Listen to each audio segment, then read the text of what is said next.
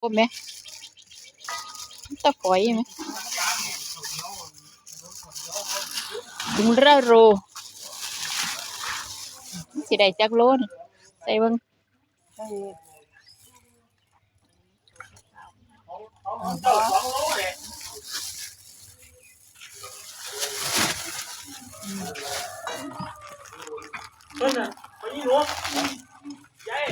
ทำมันเสร็จเอาลงมาอย่างเหรอไม่ติดหรอก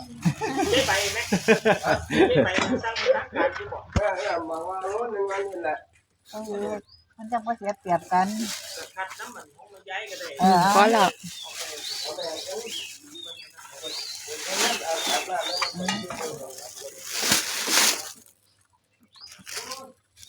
เอาหมดแจ้ไม่ใช่หรอลุงมันงานได้ตัวน้ำมาให้แล้วไม่เต้สิใส่อีกตัวนึงมันเป็นหลายอยู่เขาเก็บออกบ่หมดเนาะเป็นตัวขี้โกนบ่เพราะว่าเป็นนักเลง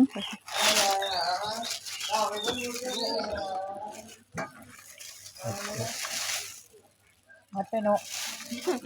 พอ10 โลป่ะพอไปนับไปหน้า1 2 3 4 5 6 7 8เขาจะได้8 โลอีกอันนี้โลที่9วะวะ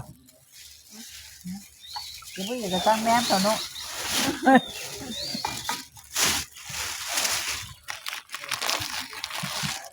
โลพอดี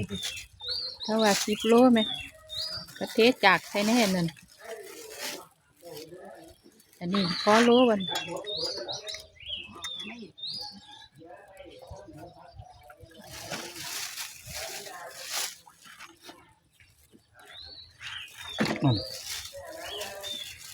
ดีป่ะพอดีพ่อสร้างแม่ตัว2 3 4 5ป้าเอาอันนั้นเทลงมาโจก็ไว้หันนะเอาแม่อันนี้ของเขาเทลงล้างน้ำแล้วก็เฮ็ดเป็นโลให้ยายเอาไปให้ยายไปใช้อีกไปกินกุ้งเอาโจ2 โลไปไม่ใช่โล1โล1ครับเป็นหนึ่งก็ได้ป้าเทลงเอานี่ของไม่ยี่แหล่เด้ไอ้ยี่โนก็ไปให้เด้ไม่ไปแหล่แล้วเพราะอะไรเนี่ยเยอะไปเป็นบ้านอ่ะของไม่ยี่ของไม่ยี่ใบโลนึงของไม่ยี่ใบโลนึงกูได้ฝากแล้วเนี่ยกูว่าได้ฝากกูว่าซื้อว่าไงแม่กูว่าได้ซื้อมาเพียแม่แล้วแต่บ่ได้เอามาเพียแล้ววังสิเอาอีนี่ก็มาบังอันนี้กูแม่ต้องว่า50เป็นไงว่าขายโลละ300อันนี้กูคิดเลิศเอาไปหน้าเลิศน้ำนกพอค่ะกูข่อยแม่นผู้ออกแม่สิมาเด็กแกเดียวหยังอันนี้ของเขา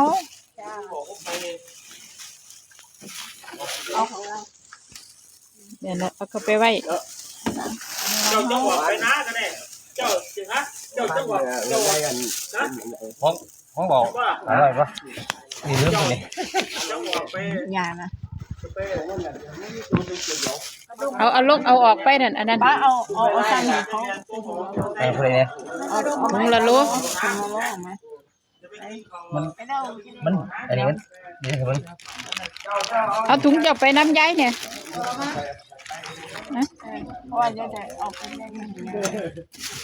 อันนี้เอาใส่กุ้งก่อนอันนี้เอาใส่แบ่งไปให้ย่าไหมน้ำไหลออกดิน้ำไหลออกดิหน้าบ้าน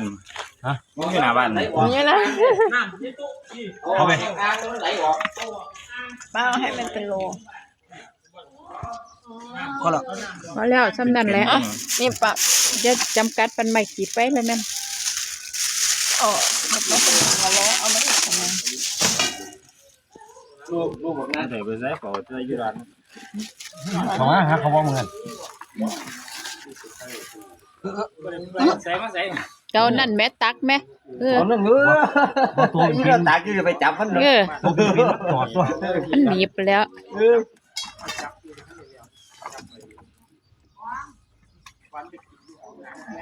แล้วเอาให้ไปยิบฟองพร้อม เนี่ยมันเศร้าอ่ะ มียามเช้าให้ครับ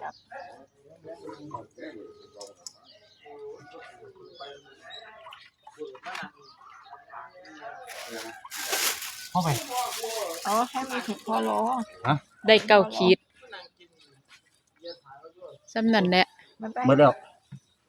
เจ้ายังอีกไหม เอาหมดเอาไปเลยไปเอาแวะถึงเอาไปให้ย้ายเอาไปพยี่แอะเอากับไปนะปักนั่นดิ มันเป็นอยังนะพ่อยี่หนู คนนั้นพอก็พอเท่าไม่ไปนี่งานจบอยู่ดิ อันนี้ของ ของยายจ้ะ เรื่องเรื่องแบบนี้ขึ้นเลย เอาแบ่งไปตะผีเอาถุงมานี่ถุง มาเรื่องเงินนี่นี่ ให้บักยักยักหน่อย ตั้งไปเห็นมันเดี๋ยวตั้งสียางไปอ่ะแล้วก็ยางไปอ่ะก็ใส่รถนะ ไปใส่ นะ ยังไปใส่ ยางไปเฮี้ยนหรือไม่จ่อยไปเฮี้ยนมาแม่ดิ ไป ไปเอาตะตังไปมันไหม เออ เฮี้ยนกับเฮี้ยนไหมพอเถามันไปเฮี้ยนงานจบถูกไหมเฮ้ยว่าจะขันจูบไปจะไปก็พอยิ่งรวยจูบก็ไปเมื่อวันดอน ไปบ่บันไปนี่รวย ไปก็พอยิ่งรวยกันเลยไปก็พอยิ่งหนูไป ชูไปบ้านนี่บ้านพญรวย รู้ว่าไปเดี๋ยวแล้วไปบ้างเพียงไม่ได้ไปไปก็ไปหรือว่าไปตัวหนูก็ได้เราได้ไปว่ามันได้ไป กุ้งใหญ่กุ้งใหญ่พี่น้อง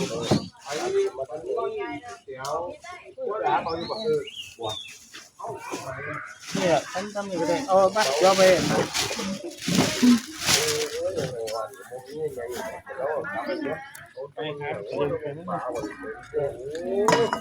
มันคักโอ่งน้ำมันคือนึงทุกอย่างยางมาถ่ายอย่างเงี้ยไม่งี้ไป สิย่างไปไหนคือบ่ขี่รถดอกก็ไปลงหัน ไปรัดไปทั้งนี้ก็ได้ของมันของไม่เงี้ย บ่ได้ไม่ใช่นั่นบ่ มันบ่เรียติ แม่ เพราะยินรู้จะไปไม่ยุ่งอยู่ด้วยนั่นแต่จะคือบ่กันเอาอีกเป็นโลนึงว่าเป็นที่บ้าน เอาไปให้เพิ่นแยก นั่น เนาะ แล้ว นั่นน่ะเพราะยินรู้สิไปเห็นบ่นั่นกับกองเขาไปยินมีรุ่นนั่นน่ะจะไปมีรุ่นนั่นแบ่งให้เพิ่นโลนึงก็ได้บ่เอาแบ่งไปสุพรรณไปเดี๋ยวครูไปอันนั้นไปมันสวย มอกไปดุนแม่